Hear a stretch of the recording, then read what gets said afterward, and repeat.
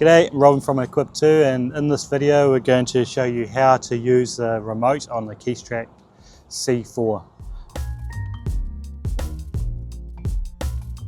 These remotes are the same right through the range of our Keestracks.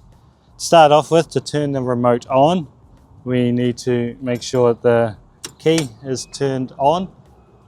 We then turn the blue button on the bottom clockwise and let it pop out. It will then indicate for us to push buttons 9 and 10 to start.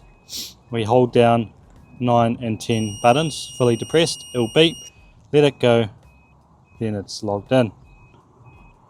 At the top we're going to see our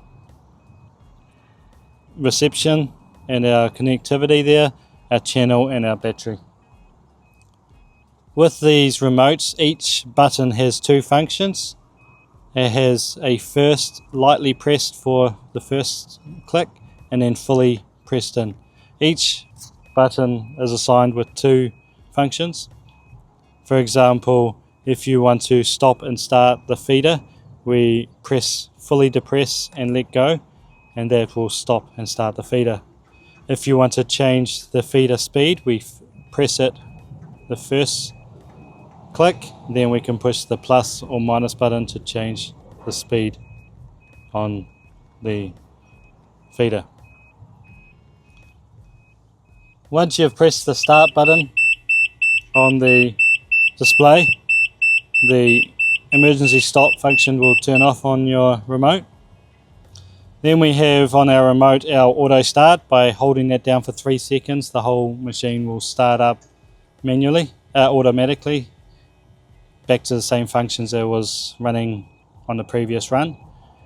We have our RSL, which is our right side conveyor, start and stop and speed change.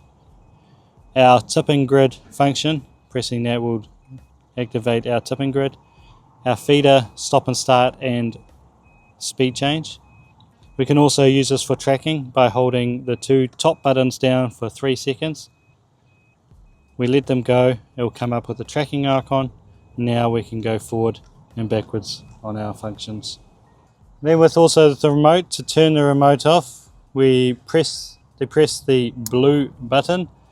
It will then say logging out, stopping, and turn the remote off. And that is how you use the remote on the Keestrack C4.